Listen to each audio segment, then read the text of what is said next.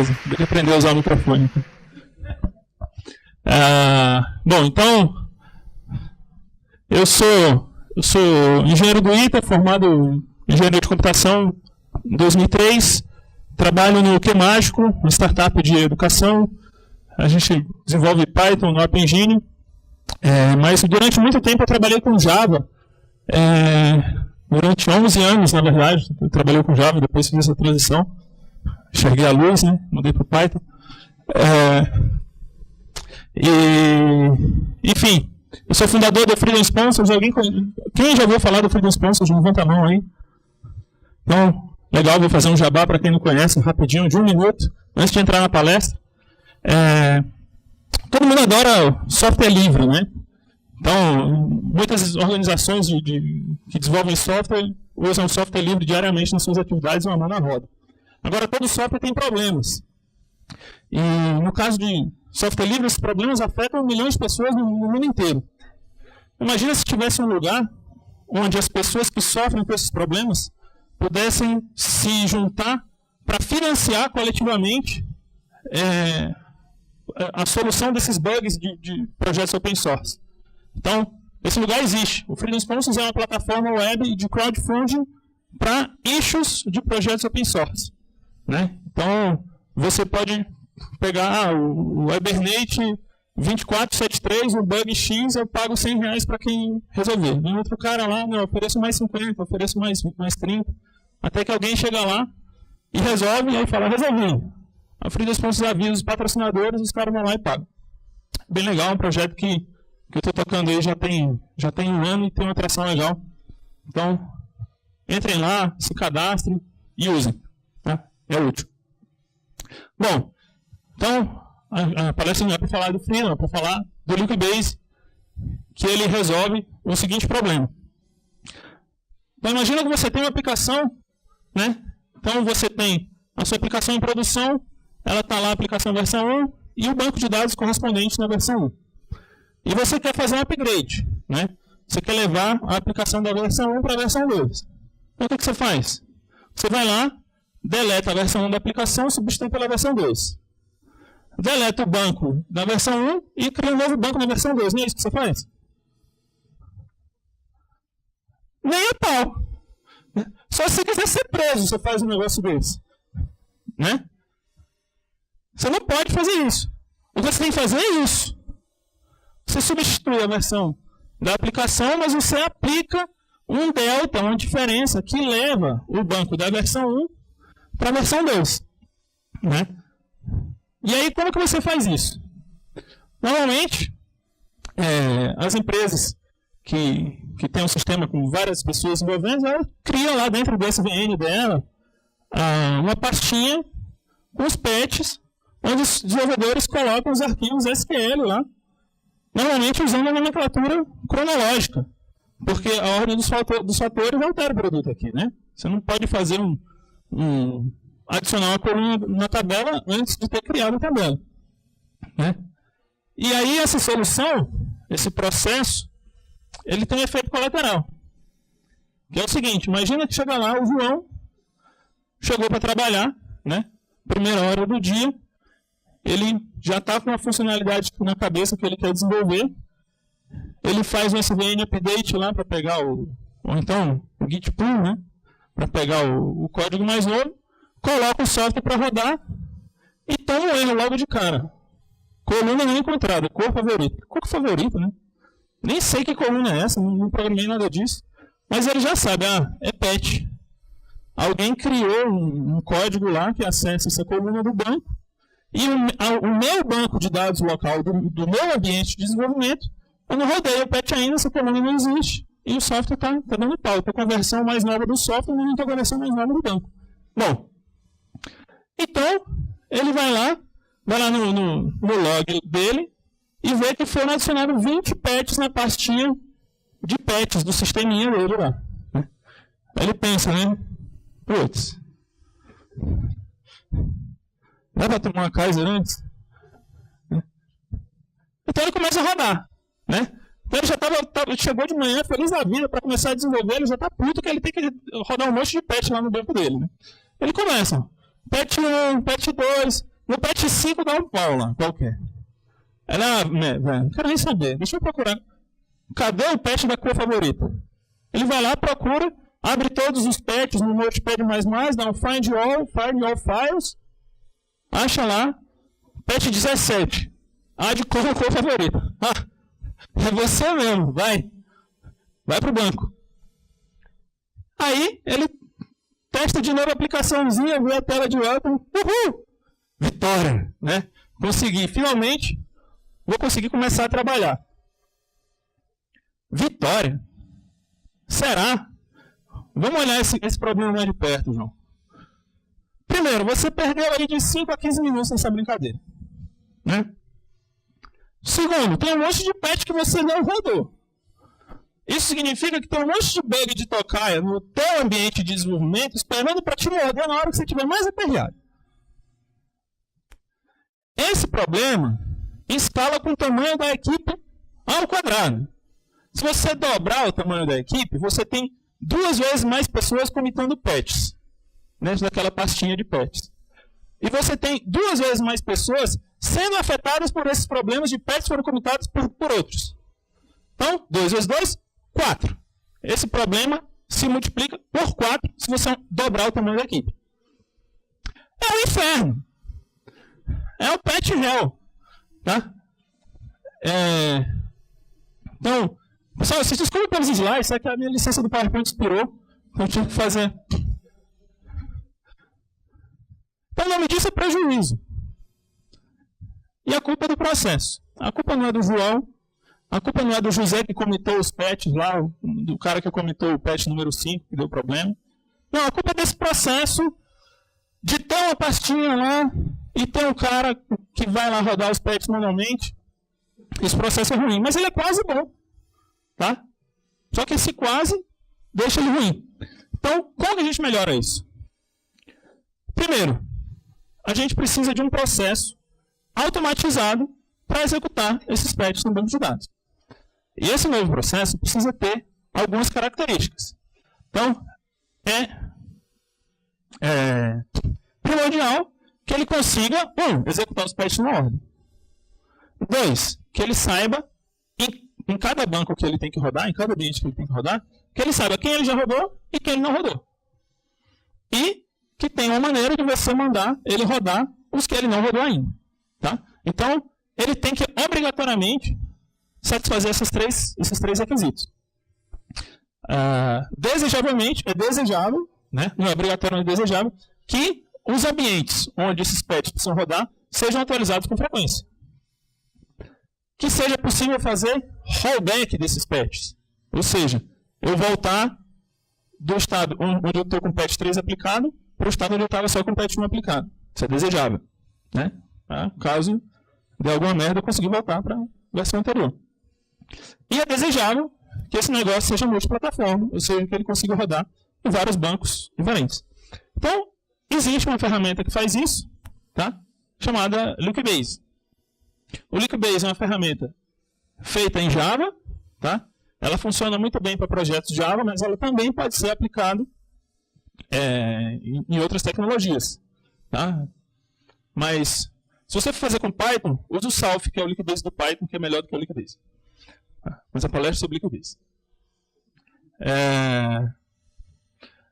Bom, então, o Liquibase ele garante esses 3 requisitos para você. Se você usar o Liquibase, você necessariamente ganha esses 3 requisitos. Né? E, como consequência de você ter isso tudo, e ser automático, ser rápido, os desenvolvedores que trabalham com esses ambientes, eles automaticamente vão atualizar o ambiente deles frequentemente, porque basta rodar um comando. Com um pouco de esforço, na hora de escrever os seus patches dentro do Liquibase, você consegue fazer com que seus patches sejam rollbackáveis e que eles sejam multiplataforma. Então, isso aqui é um changelog do Liquibase. Então, é assim que você cria patches no Liquibase. Tá ruim para enxergar aqui, né? Isso aqui é um arquivo XML. Tá? Então, isso aqui é o nome do arquivo, ó. 2012, 5, 15. Opa, obrigado, hein? Dá uma melhorada aí, né? Então aqui, ó, eu tenho um database changelog e eu tenho um changeset e outro changeset. Tá? Então, os patches do Liquibase são escritos em XML. Um arquivo XML desse aqui é chamado de changelog. Um changelog tem um conjunto de changesets. O changeset é o elemento, é a unidade do patch do banco. Cada changeset tem um ID. O ID do changeset é formado por uma trinca. A trinca é o nome do arquivo, um ID colocado na tag XML do changeset e um autor. Tá? Então, esse é um changeset que cria a tabela chamada coisinha, que tem umas colunas chamada ID, um nominho e um coisa ID aqui, genérico. Enfim. Então, o Liquibase ele interpreta isso aqui e ele consegue jogar o create table no banco de dados. Tá?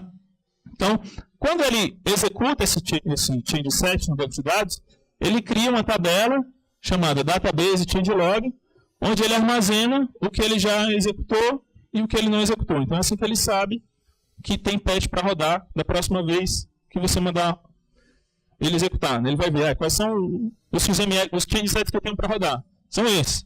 Aí ele vai lá no banco e vê quais são os que eu já rodei. São esses. Então, roda o que está faltando.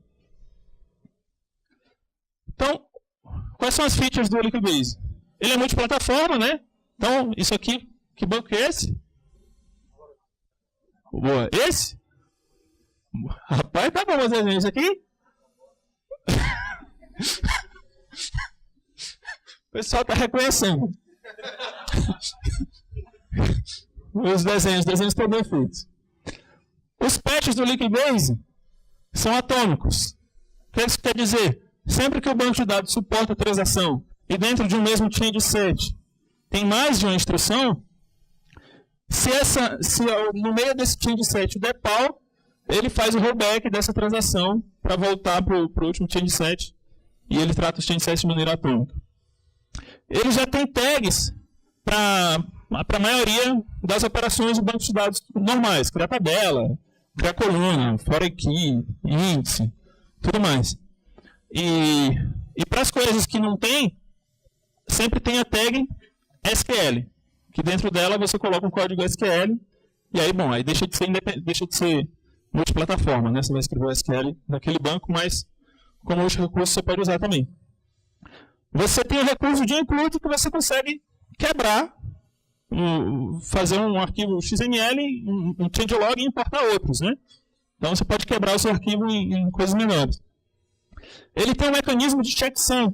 Então, toda vez que ele vai pegar um changeset, ele calcula um checksum daquele changeset e ele vê se ele já rodou no banco, ele armazena esse changeset no banco. E se tiver diferente, né, ele olha o changeset do arquivo do banco. Então, se tiver igual, ok. Se não, ele dá um erro dizendo, olha, alguém modificou um patch que você já rodou no teu banco. Né? Então, ele te avisa disso. Porque, teoricamente, isso pode acontecer. Né? Você tem um monte de arquivo que está versionado lá no teu Git, no teu SVN, e esses arquivos já entraram no banco. Né? Alguém pode chegar lá e modificar, achando que aquele negócio não rodou em banco nenhum ainda, mas ele já rodou. Então, ele vai lá e te avisa. Né?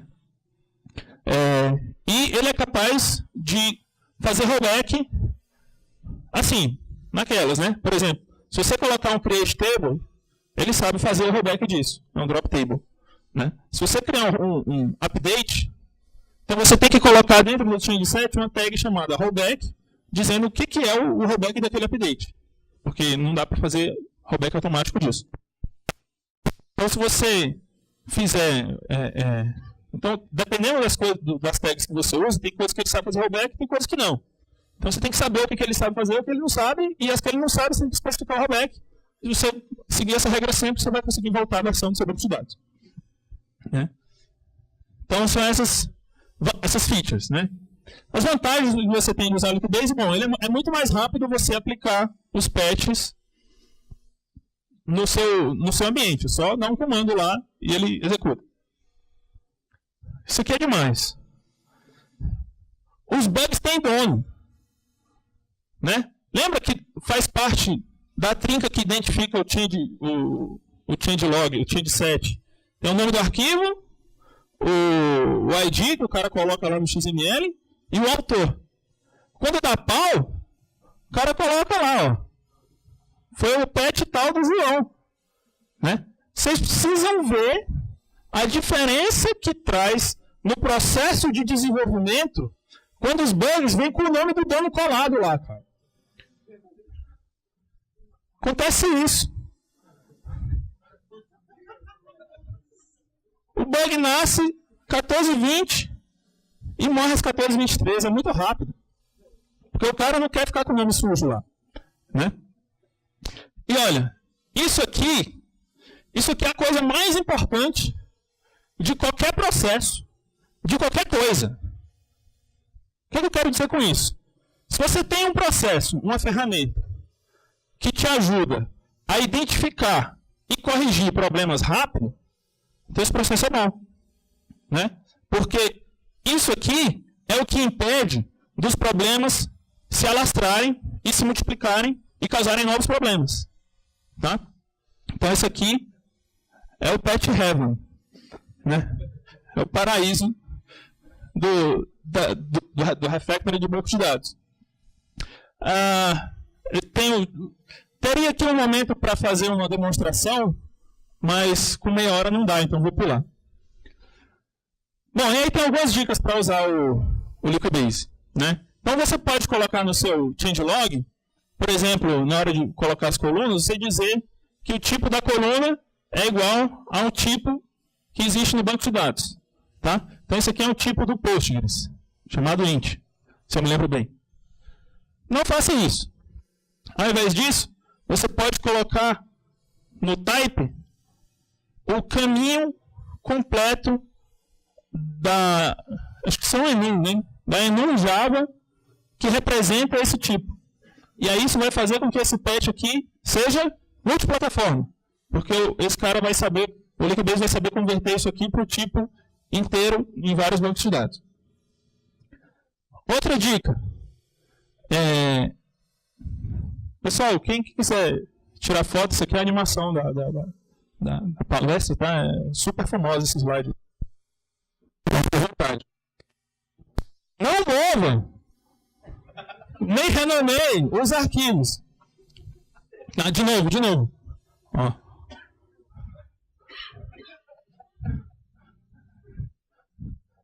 O frame rate está baixo, porque a licença do meu codec de vídeo expirou. Mas não faça isso, por quê? Se você mover o arquivo, né, um daqueles 3 elementos lá que identifica ele, que é o nome do arquivo, esse nome é o path completo. Tá? Então ele vai mudar. Então o ID daquele change-set vai mudar. E a hora que o Liquibase for tentar rodar, ele vai pensar que ele não rodou aquele cara ainda, porque é um ID novo. E ele vai tentar aplicar o mesmo patch. O que acontece quando você tenta fazer create table com a tabela que não existe? Dá pau. Tá? Então, cria uma estrutura de patches que você já pensou antes, que você não precisa fazer esse tipo de coisa. Outra dica. Você tem uma pergunta?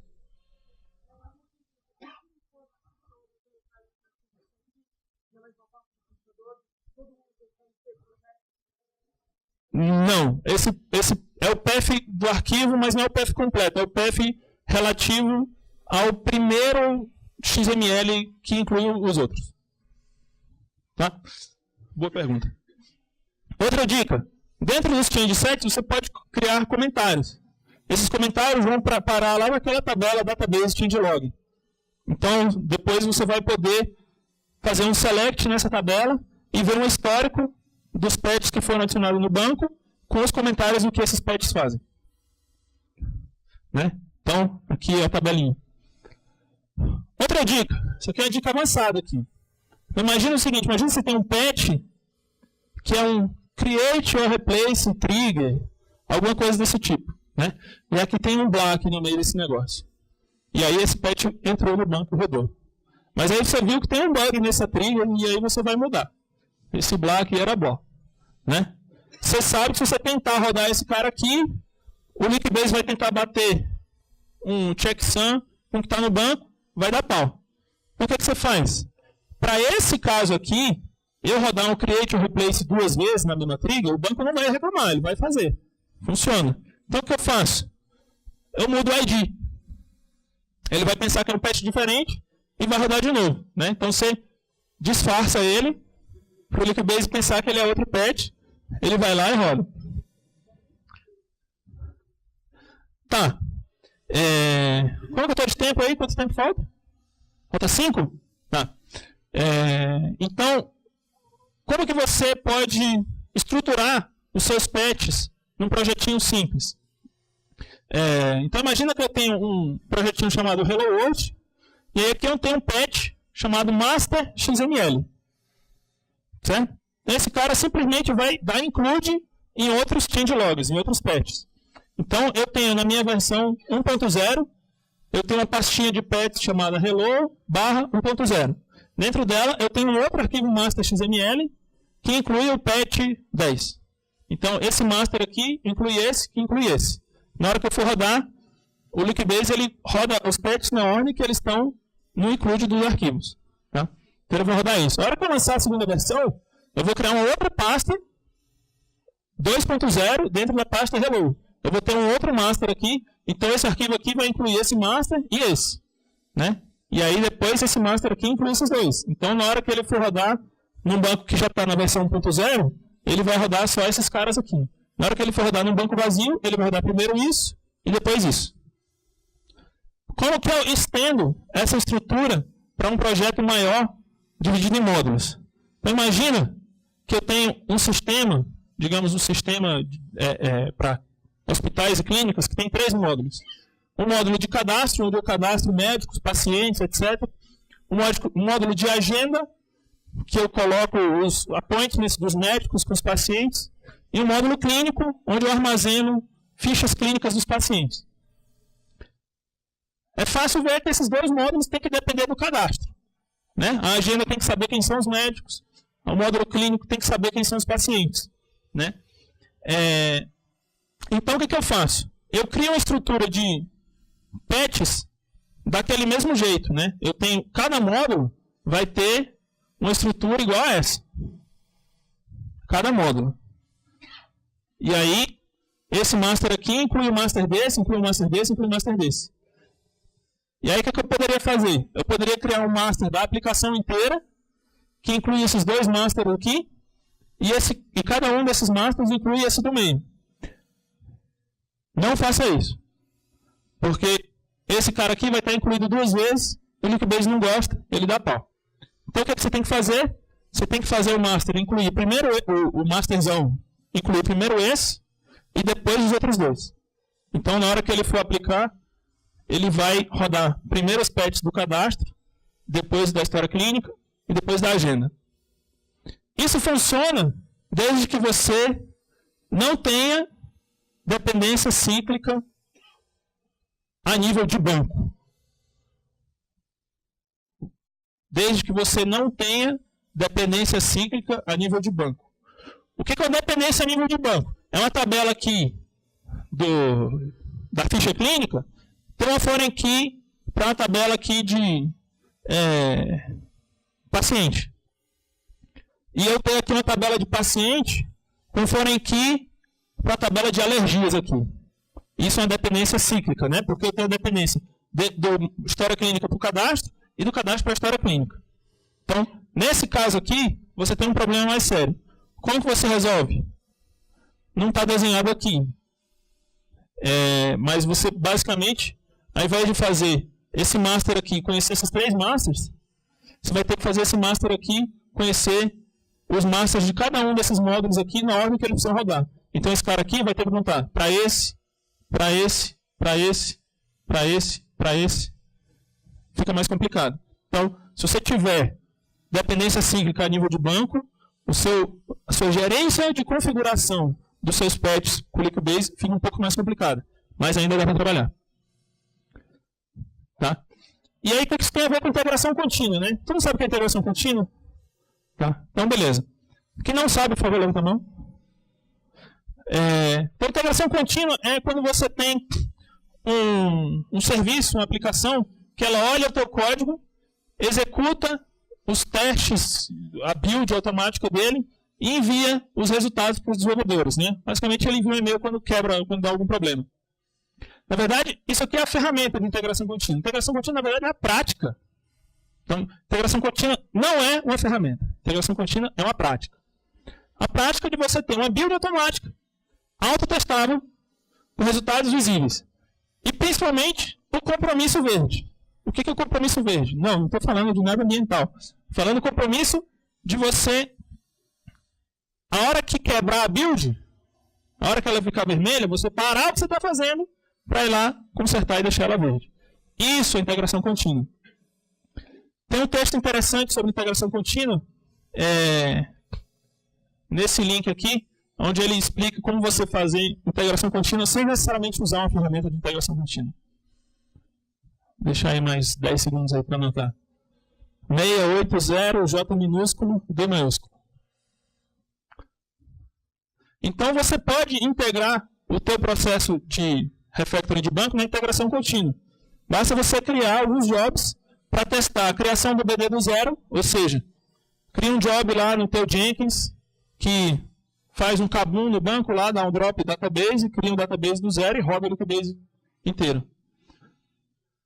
Fazer isso daí em fazer o rollback e tenha um processo para testar o update de produção.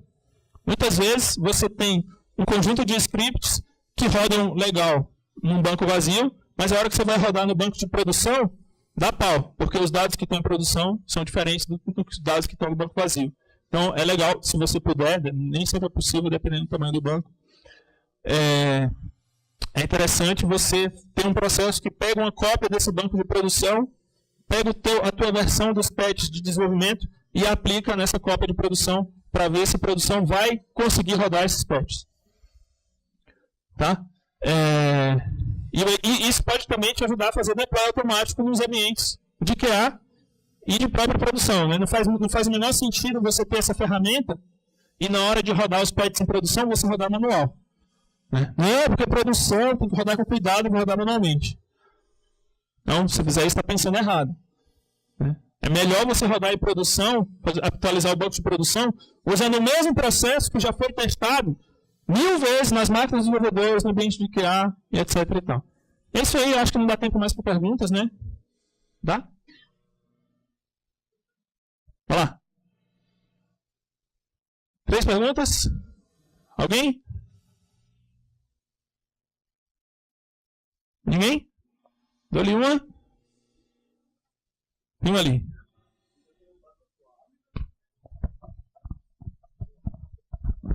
Eu já tenho o meu banco lá gigantesco e eu quero implantar o Lickbase. Qual é a melhor forma que você... É bem fácil, né?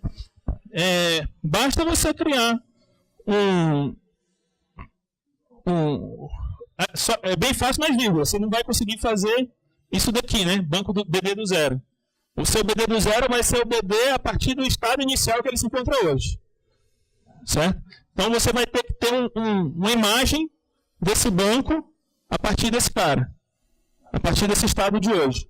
E aí você simplesmente começa a usar o Lickbase. Você Oi? E aí você cria patch 1. Coloca lá.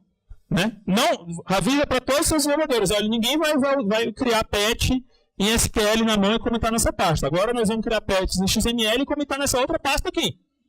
E aí cria um executávelzinho lá, um .bat, um .sh, que vai aplicar esses patches no seu banco.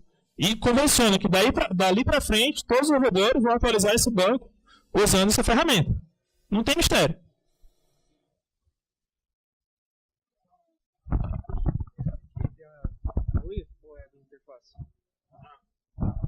A pergunta dele é se tem interface gráfica para construir um XML. Eu não sei, o tempo todo que eu trabalhei eu construí não. Eu acho que tem um plugin para Hibernate que ele olha para as tuas classes de domínio e cria XMLs automaticamente para isso. Eu nunca testei, tem que pesquisar. Fica de dever de casa aí. Tem mais um ali só. Oi? Ah, sim. Na verdade, não precisa nem do IntelliJ. Se você botar dentro do Eclipse e importar lá o DTD dele, ele faz autocomplete dentro do Eclipse para escrever esse XML, que é uma mão na roda. Beleza, pessoal. É isso aí. Obrigado.